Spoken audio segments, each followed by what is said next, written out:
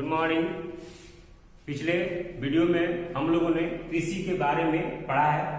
कृषि की क्या विशेषता है, कृषि की क्या उपयोगिता है और कृषि किस किस प्राकृतिक संसाधन पे हमें उपलब्ध होते हैं।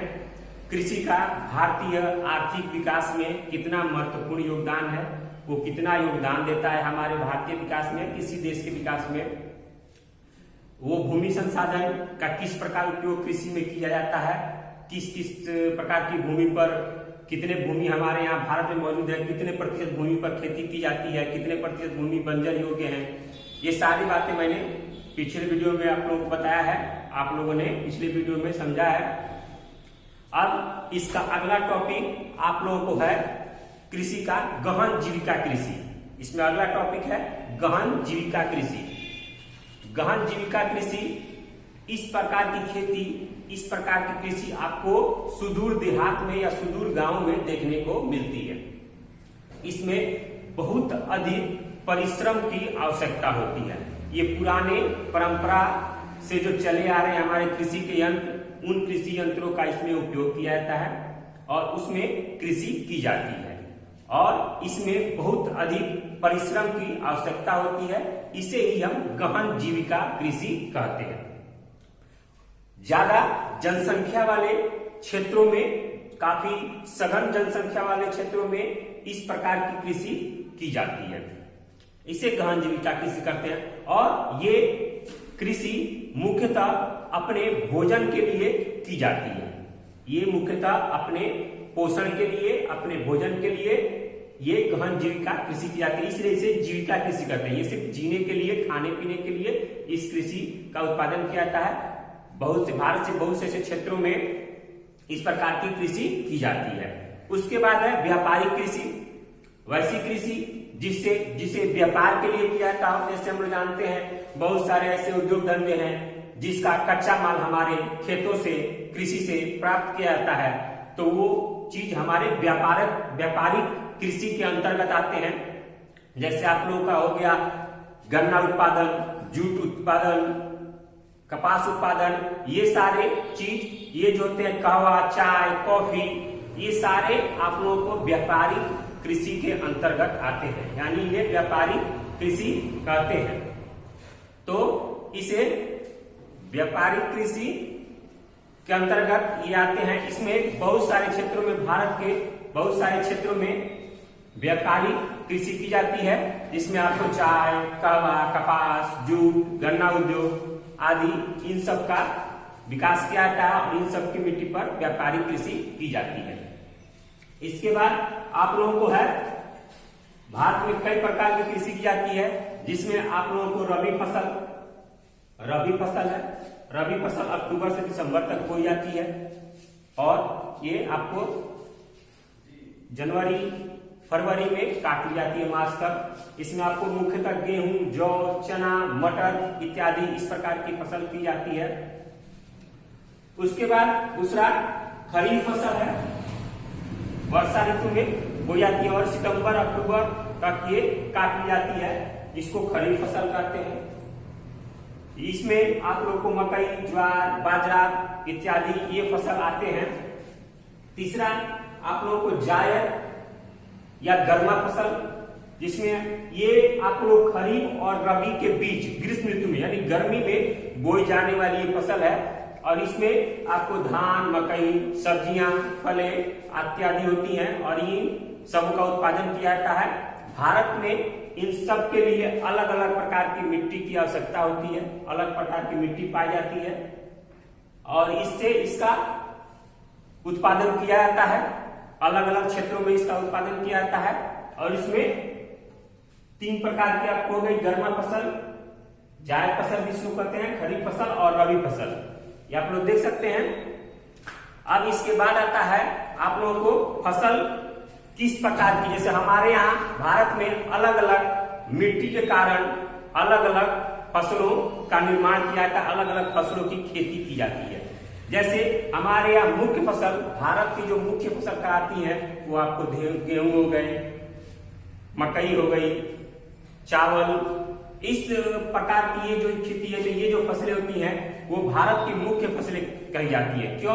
क्योंकि इन फसलों का ज्यादा से ज्यादा उपयोग भारत में किया जाता है। चावल हो गया, गेहूं हो गया, मकई हो गया, बाजरा हो गया, तो ये हमारे यहाँ मुख्य फसलें कहलाती हैं। तिलहन हो गया। इसमें सबसे पहले चावल हम लोग जानते हैं। चावल का खेती, जैसे हम छत्तीसगढ़ को चावल का धान का कटोरा कहते हैं, हमारे कोसी क्षेत्र को भी चावल का धान का कटोरा कहते हैं, हमारे बिहार में भी दरभंगा वगैरह आदि क्षेत्रों में। तो चावल की खेती छत्तीसगढ़ में बहुत उन्नत किस्म की जाती है, बहुत उन्नत प्रकार के बीज का उत्पादन किया जाता है। इस प्रकार की खेती के लिए जलोढ़ मिट्टी का होना बहुत ही आवश्यक है। जलोढ़ मिट्टी का होना है, या इसके लिए दोमट मिट्टी का भी होना आवश्यक है। तो इस प्रकार की खेती के लिए जलोढ़ मिट्टी या दोमट मिट्टी ये आप लोगों को चाहिए। और ये खेती आप लोगों को बरसात के मौसम में की जाती है। जैसे अभी के मौसम में, बरसात के मौसम में धान की खेती की जाती है, चावल की खेती की जाती है, जिसके लिए हमको तापमान कम होना चाहिए। उसके बाद वर्षा, पानी की बहुत अत्यधिक मात्रा में जरूरत होती है, सिंचाई की बहुत अत्यधिक मात्रा में जरूरत होती है। और भारत के कई ऐसे क्षेत्र हैं जो पूर्णतः वर्षा के मौसम पर निर्भर होते हैं, वहां सिंचाई की उचित व्यवस्था नहीं है। तो उस स्थिति में वहां पर बारिश के मौसम से वहां सिंचाई की जाती है, तो उन क्षेत्रों में धान का खेती बारिश के मौसम में की जाती है। उसके बाद मिट्टी, मैंने बताया इस प्रकार में आप लोगों को जलोढ़ मिट्टी या दोमट मिट्टी बहुत ही उपयोगी मानी जाती है चावल की खेती के लिए। दूसरा, श्रम, इसमें श्रम की अधिकता है। क्यों? क्योंकि धान को बोने के लिए अत्यधिक मानव श्रम की आवश्यकता होती है। आप लोगों ने देखा भी होगा, अलग अलग अपने खेतों में जाकर, अपने गांव में देखे होंगे आप लोग कैसे धान की रोपनी की जाती है, कैसे कृषि की जाती है। तो इस प्रकार। दूसरा है उत्पादन एवं वितरण। उत्पादन एवं वितरण, भारत में चावल की सबसे अधिक उत्पादन आपको छत्तीसगढ़, मध्य प्रदेश में की जाती है। वहां सीढ़ीनुमा खेती बनाकर चावल की खेती की जाती है। बहुत अच्छे किस्म का चावल उत्पादन किया जाता है। भारत का चावल आपको विदेशों में निर्यात किया जाता है। उसके बाद भारत के अन्य राज्यों में भी चावल का निर्यात किया जाता है। भारत के अन्य राज्यों में इसका वितरण होता है। ये मुख्यतः आपको छत्तीसगढ़, मध्य प्रदेश, बिहार, उत्तर प्रदेश या पहाड़ी इलाकों में सीढ़ीनुमा खेती बनाकर चावल की खेती सबसे अधिक की जाती है। इसके बाद भी आंध्र प्रदेश, उत्तर प्रदेश, इन सब क्षेत्रों में भी चावल की खेती की जाती है। दक्षिणी पठार, भारत के दक्षिणी पठार में भी इस प्रकार की खेती की जाती है। तो चावल की खेती हमारे यहाँ उन्नत किस्म के बीज के आधार पर होती है, और चावल पे हम लोग आत्मनिर्भर हैं। चावल का हम लोग निर्यात भी करते हैं, जो भारत से बाहर देशों में भी जाता है चावल। तो चावल की खेती हमारे लिए बहुत ही उपयोगी है। अगला है गेहूं। तो गेहूं हम जानते हैं, गेहूं कब लगता है? ये आपको रबी फसल में आता है। अक्टूबर से दिसंबर के बीच में ये खेती की जाती है। इसके लिए कम तापमान की जरूरत होती है, इसलिए इसे ठंडी के क्षेत्रों में लगाया जाता है। ठंड के मौसम में इसको लगाया जाता है। और ये गेहूं के उत्पादन में हमारा भारत आज आत्मनिर्भर बन चुका है। गेहूं का सबसे अधिक उत्पादन आपको उत्तर प्रदेश और हरियाणा, पंजाब में उत्पादन होता है। बहुत अत्यधिक मात्रा में वहां उन्नत किस्म का बीज लगाया जाता है। और गेहूं के सिंचाई के लिए, गेहूं के कृषि के लिए वहां हर प्रकार का औजार मौजूद है, हर प्रकार का पर्यावरण स्थिति मौजूद है, हर प्रकार की सिंचाई की व्यवस्था की गई है, हर प्रकार के नए नए यंत्र वहां पर विकसित किए गए हैं, नए नए कृषि यंत्र का उपयोग किया जा रहा है, और वहां पर गेहूं का उत्पादन किया जा रहा है।